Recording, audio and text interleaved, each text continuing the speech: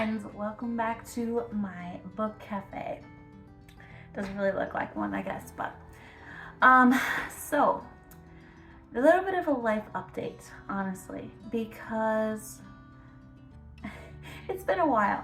Even on my Bookstagram, I've been very quiet for the last year. Like, I have posted some things, but it's just and if you follow me on Bookstagram, you probably know when I was filming videos last year, I was newly pregnant with our second child, a little boy, and the first trimester hits me so hard. It was a lot different than with my daughter, but I was so tired. It just was exhausting, honestly, and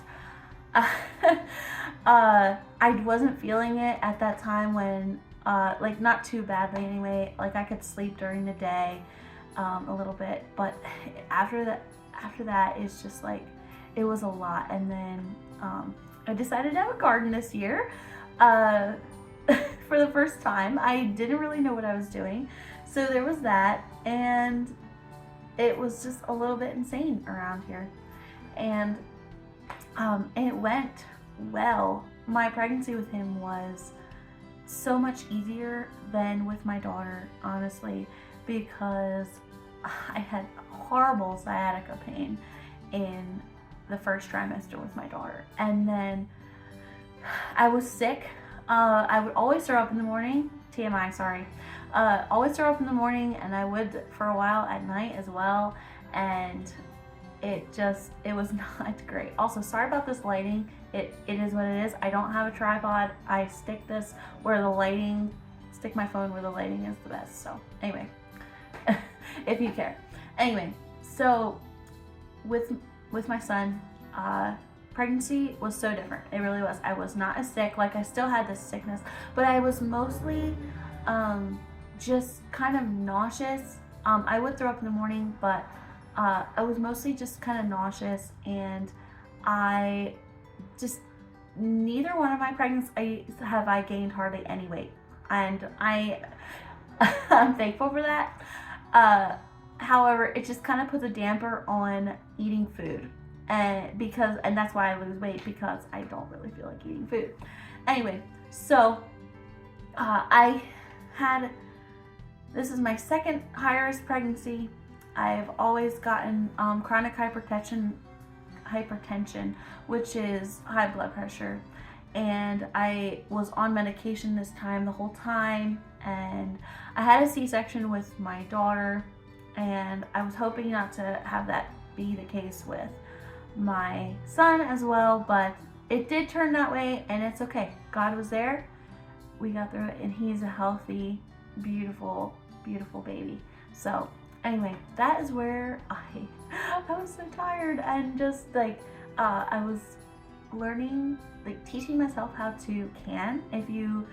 I grew up doing home canned foods with my mom, but she never actually taught me how to do it. She just kind of made me do all the work that she didn't want to do, so I didn't really know what I was doing. So I've been teaching myself how to home can foods, and because of my garden this year, it was a perfect opportunity. So I kind of have a little bit of an addiction to that now. It's so fun.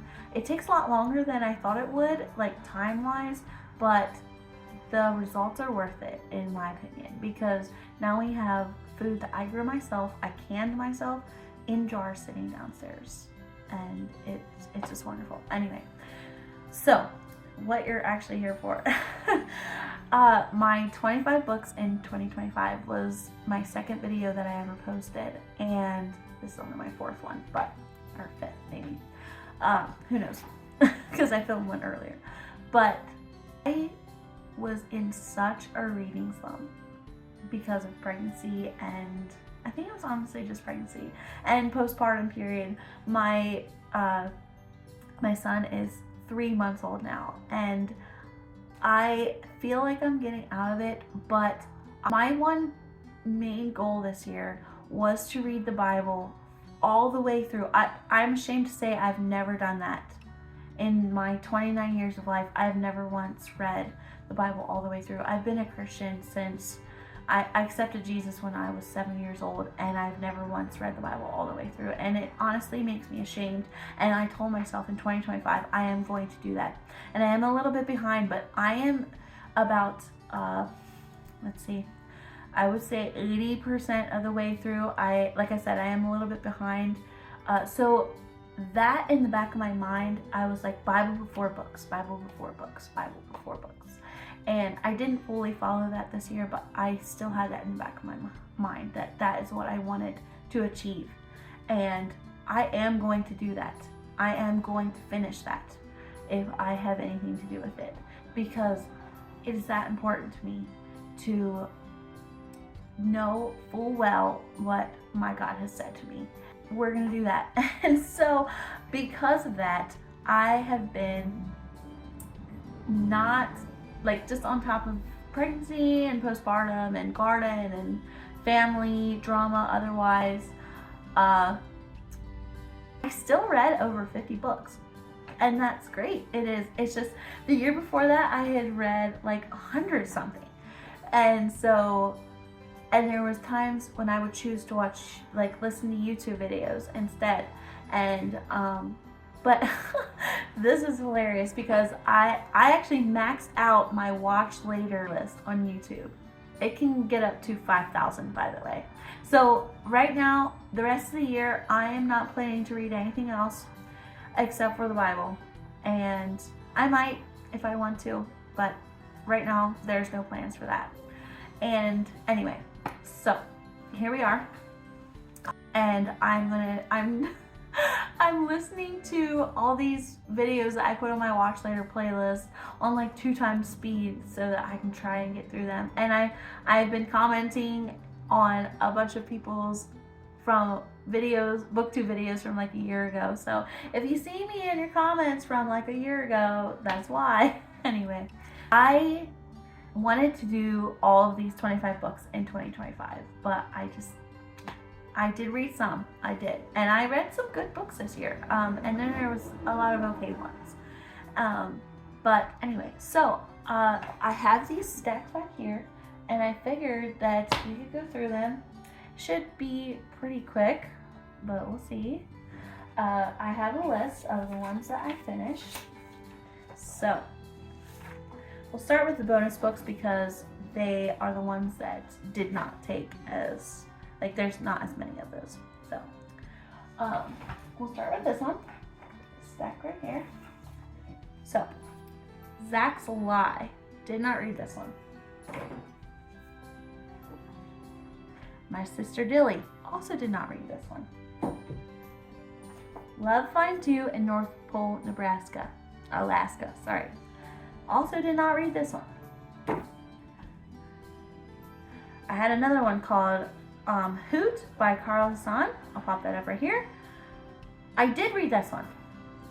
And it was a middle grade.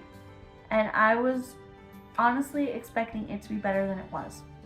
And I ended up rating it, I believe, 1 star. Yeah. This book, I don't know why anyone would let their middle grade child read this book. It's about a kid who he is constantly being bullied. Like literally there's so much bullying in this book, it is ridiculous. There was retaliation from the children that were being bullied, but there wasn't any. Where were the grown-ups? It didn't seem like the grown-ups were really doing anything. Anyway, it was I did not like this book. There's also a lot of climate activation. That's not the right words. Activism. That's right. A lot of climate activism. And I am all for that. But it is if you want to do it. It's not for me, but if you want to do it, that's fine. But if you want to do it, the activism that was in this book was the equivalent of the Stop Oil people throwing tomato soup on the Mona Lisa. They would go to there was this pancake house that was supposed to be being built on this property, and there were burrowing owls which is why the book is called Hoot. So anyway, there were burrowing owls that they were trying to save, because if the pancake house was built there, they would die essentially, because they would fill in their holes. These were children who were then breaking the law because they wanted to save these owls. So do with that information what you will. I did not like this book. There is multiple instances of language. There is a scene where a kid moons another kid. There is talk of parents not taking care of their child and sending them away to like boarding school, and then him running away and they didn't even really care. That really isn't something that I would want my child to be reading if she was old enough. And I did not like this book, and I unhauled it from my shelves. I think I found it from a little free library, and I'm glad to be rid of it, honestly. So the next book that I had was The Invisible Hour by Alice Hoffman. I started out really liking this book. It was about a cult and a girl who grew up in a cult. Her mom had ran away. She had gotten pregnant with her and ran away and ended up marrying the leader of the cult. That's not spoilers. It pretty much happens like in the beginning. I love books about cults, okay? But about halfway through, I don't even know if it was that far into it, the main female protagonist, the daughter of this other lady who was married to the cult leader, she runs away. And it was just downhill from there. I rated this one 2 stars. It was just downhill. She ends up going back in time to see her favorite author. And I'm sorry, spoilers. If you care about this, if you want to read it, skip past this part. She ends up getting pregnant with his baby in another time. And then she goes back in time and is like planning to have his baby. And the entire, there were so many instances in this book where it was just talking about how women should be able to do what they want to do with their own bodies. And if you are a conservative like me, you know what that means. And there were just many, many instances of this happening. And this book was not for me. The writing style was pretty good. But this book was not for me, and I unhauled it from my shelves. Oh, the next book, Boundaries. I still have not finished this book, and that was one of the ones that I really, really wanted to finish, unfortunately. So, the next book, Hand in Hand by Charlene Stoller. Have not read this one either. On to the next book that I actually did read. This one is called Serenity Bay by Betty Nordberg. And this book, I rated this one 5 stars. It took me a little while to read this one, but this has a lot of hard topics in here, and because it is about domestic abuse. And I knew that going in, so I was prepared for it. This book it's beautiful. It really, really is. The main female character, I don't remember what her name is, sorry. She gets into this relationship with this seemingly perfect guy, and they get married. He shows signs of being controlling, and they get married, and he just starts becoming more and more and more controlling, and he starts to abuse her. Anyways, one of the main themes in here is she's not a Christian, by the way. She's not a believer at the time that this book starts. But there is a friend that comes to know her and love her who is a believer. And she helps her in so many different ways. and she brings her to Christ. And I don't really think, that's much of a spoiler, but it is, I'm sorry. It was just, it really was beautiful. It shows what a good friend can do in your life. And I love this book. It really was very beautiful. So I would highly recommend reading this one. The next book, Marked by J.P. Ramsey. Did not read that one. The Pelican Bride by Beth White, right here. Also did not read this one. I started it, you can see. I am going to finish it. It seems pretty interesting. I'm really just not feeling reading right now. So, this next year, in the new year, I am going to read and I'm gonna make myself read. So it's been a year. There needs to be, it needs to be done. I need to get out of this slump. So anyway, but right now it's on hold. So sorry, I had to move because the sun is just shining right in my face. So anyway, I don't know if this lighting is much better, but we'll see. So on to my main 25. This video is going to be long. I'm sorry. I thought maybe we could get through them fast, but we'll see. So first book, Love Finds You in Annapolis, Maryland. Did not read this one.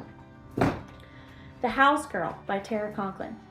I did read this one. I liked it better than I thought that I would, because there was, I thought that there was going to be like some kind of agenda to it, but honestly, the author did a great job at just giving us the information and instead of telling us what to think about it. Because the main character, it's a dual timeline, so the main character in the modern day time period, she was trying to figure out what she believed about, say, reparations, and the author wasn't telling you what to think about it, and I really, really appreciated that. It just seemed like she wanted us to decide what we thought about these things. And I really liked the historical timeline, and it was kind of a little heartbreaking to read at times, but it really, honestly, I did really like it. I ended up rating it 3 stars, and I liked it well enough, but it just didn't, I just didn't like it well enough to keep it on my shelves, but it was an okay read. And I always liked the historical timeline better, and that was exactly what happened in this case as well. So I'm just really not having the greatest lighting here today, but we're just gonna have to deal with it because I only have so much time in the day to do this. So anyway, the next book that I want to talk about is Love on a Dime by Carolyn James, and this one was so disappointing to me. It wasn't bad, but I went into it with the wrong expectations. If you look at the cover, if you have ever read a Jen Toronto book, I think you'll understand. This book is giving those vibes. Like, I was expecting something funny and just really engaging, and this book just was not that, and that was my own fault for going in with those expectations. I did end up rating it 3.5 stars anyways, but it just was a letdown for me. I did like it well enough to continue the series, but I just, it wasn't funny. It really wasn't. And it didn't have this super duper engaging plot either. And it is what it is, and there's nothing wrong with that. But anyway, it was just my fault that I went in with the wrong expectations. So do not expect that if you pick this book up. And I will pick up some more books from her because I did like the writing overall. So we'll see what I think of the next one in the series. The next book I want to talk about is The Jewel of Gresham Green by Luana Blackwell. I did not read this book. Wonderland Creek by Lynn Austin. Also did not read this one. White Christmas Brides. Did not read this one. Glittering Promises by Lisa T. Berggren. I did not read this one. It is the third one in the series, and I don't know why I do that to myself, but I have read the first one in the series, loved it, gave it 5 stars, really loved it.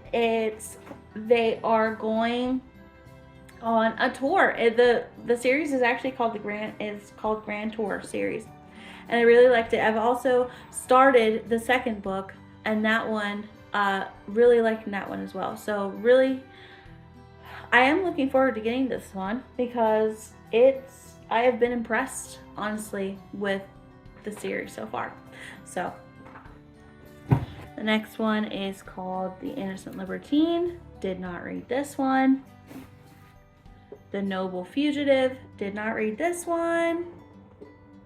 Just did not really have a lot of, didn't really read a whole lot this year, guys. Falconer's Quest. Did not read this one. The Runaway Bride and Bride of Convenience. So, both of these here. Did not read this one either of these. And these are number 2 and 3 in the series. I don't know why I always do this to myself, but I do. So, anyway. Then, this series, I did actually read. These are my gardening companions this year. I listened to them on audio. A Daughter's Inheritance, Book 1, The Broadmoor Legacy series by Tracy Peterson and Judith Miller. This is my first book by Judith Miller, even though I do own some other ones by her too, but I haven't gotten to them yet. Then the second book in the series, An Unexpected Love, and the third book in the series, A Surrendered Heart. I love these books. Each of them I gave 5 stars. The first one is about cousins, Amanda, Sophie, and Fanny Broadmoor. And the lady who did the audiobook for this, she was great. She's great at her job. She did an amazing job. And these were easy reads. There was family drama. There was the uncle is trying to steal the Fanny's inheritance, and honestly, this was just a fun read. And there's a little bit of a romance here. It's not the main plot though, and I just really liked it. Then in the second book, this one follows Sophie, one of the cousins, and she ends up getting into kind of this affair with a man that she shouldn't have, and she ends up pregnant. And that's not really a spoiler because the whole story revolves around what is she going to do with the baby, like how's she going to take care of it, all that stuff. Anyway, and so this one is definitely more of a romance between her and this one man that was he was, I believe, in the first book as well, and she did not like him. So it's kind of a little bit of a enemies to lovers, but only on her part. He wants to love her and take care of her, and it is just beautiful the way that he loves her and the way that she starts to fall in love with him, and I love this book. Then the third book in the series, this follows Amanda, and she wants to be a doctor. And in this time period, women were not supposed to be doctors. So this follows her, and this is also more of a romance, but her father is the uncle from the first book who tries to steal Fanny's inheritance, and he ends up getting himself into a lot of trouble financially.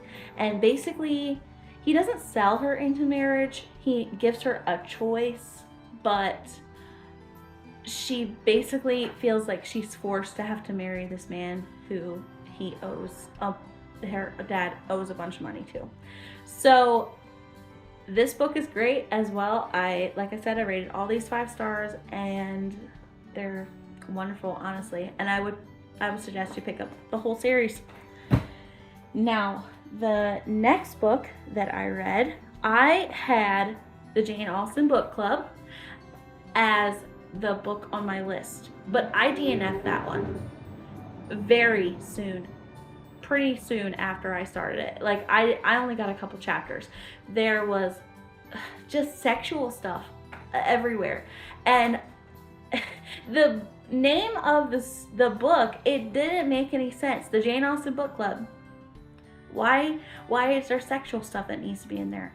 And it was weird too. Like, I did not like it. I DNF'd it, and here we are. So I replaced it with another book off my shelves that I had gotten out of a little free library. It's not in the greatest of shape, but Further Chronicles of Avonlea. I did find a free audiobook recording of this with the LibriVox on YouTube, and I did enjoy this one for the most part. I did really like Chronicles of Avonlea. Some of the stories are just, they're either a hit or they're a miss. Some of them are like kind of weird, but some of them are really funny. And I love Montgomery's writing.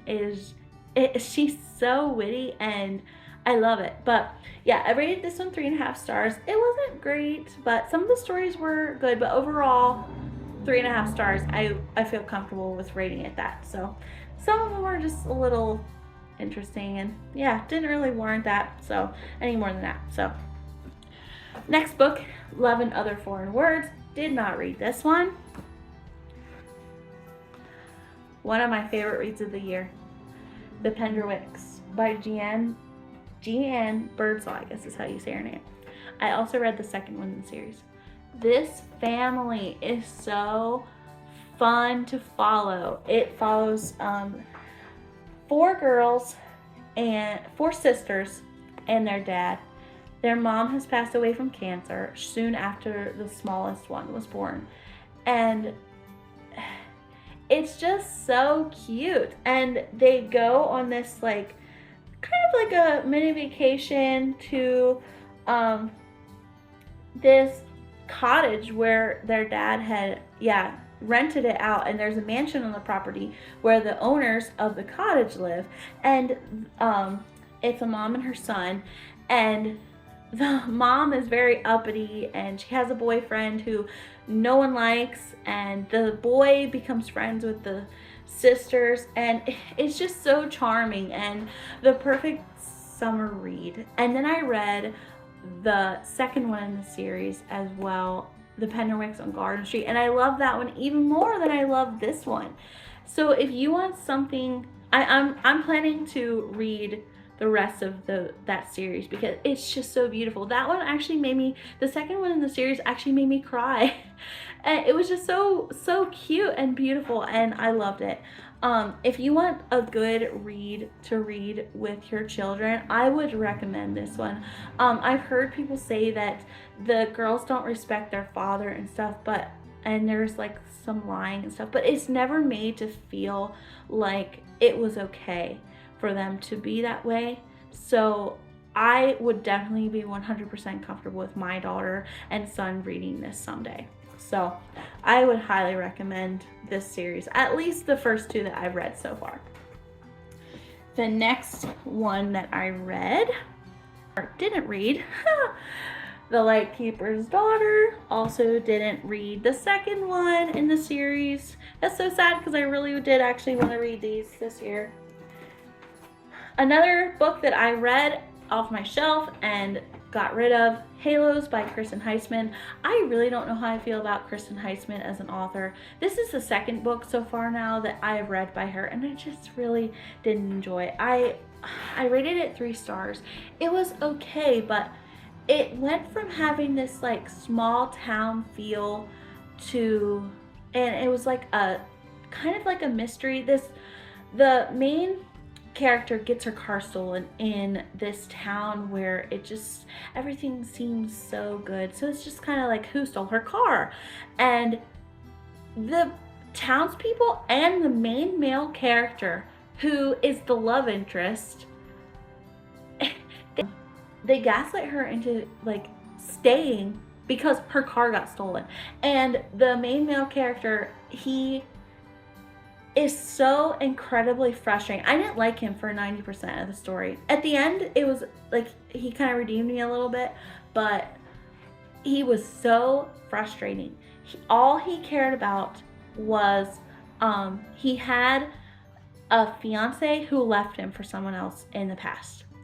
And so now he looks at all other women as they're just horrible people, including this girl who just got her car stolen. And they don't believe her that her car actually got stolen. They think that she wants some money or something. Some I don't even understand.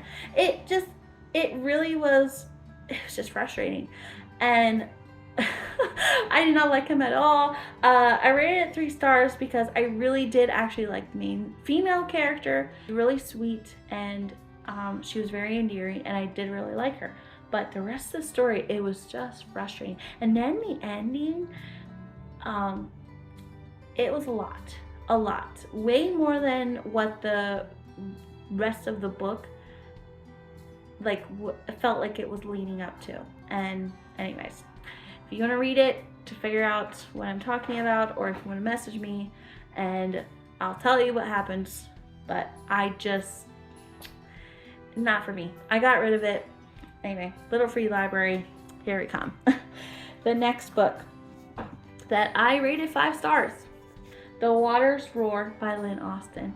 Lynn Austin is such a good writer. She does such a wonderful job with intergenerational stories where it follows usually the women. I haven't read one where it followed anybody else except the women in the family, but it follows from one woman down to another woman, down to another woman, to her daughter, to her daughter, to her daughter, if that makes sense, to granddaughter and stuff like that. So this book follows, I don't remember what her name is, but she's kind of a little bit of a spitfire. She's not the most beautiful woman in her opinion. Her sister has always been looked at as the beauty of the family. So she's just kind of trying to find where she falls into this, in the world. Like, what does she want to do? And she lives in a time where women don't have a lot of options. And so her grandmother, Grandma Beebe, she has gotten herself put into jail because of her efforts in suffragette movement and lots of other things too. But it's not just that.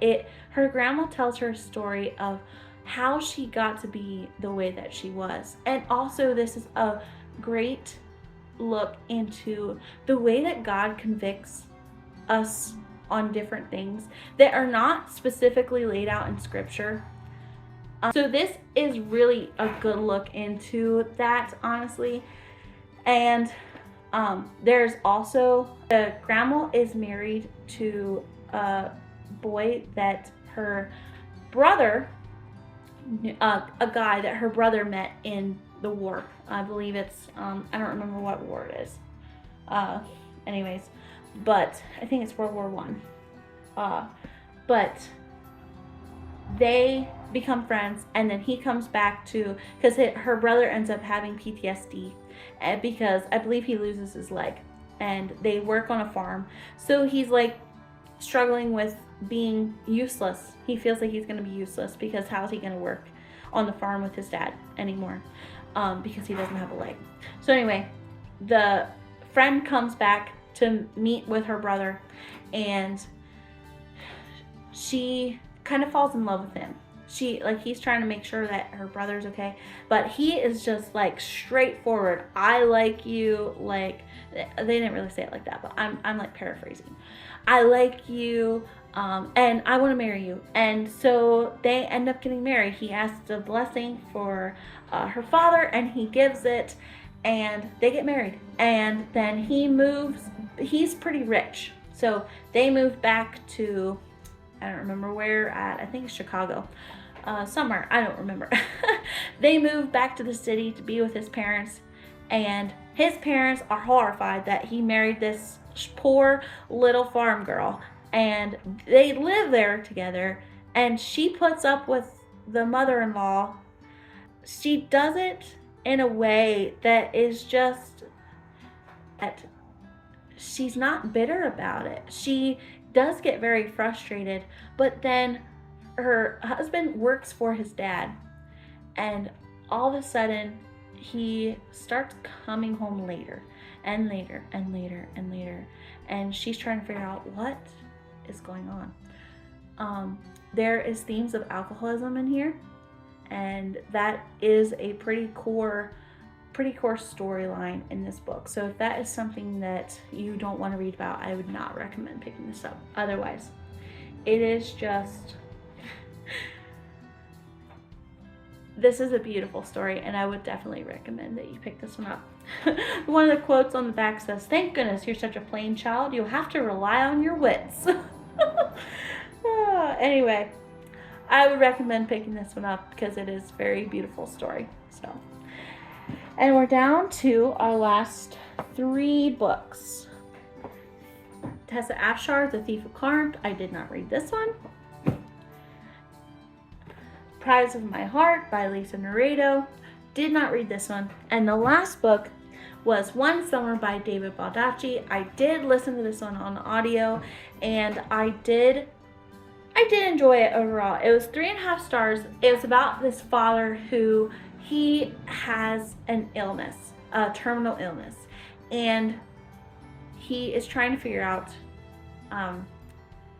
how, like, what's going to happen to his family. He has, I believe he has a daughter, and I think it's 2 sons.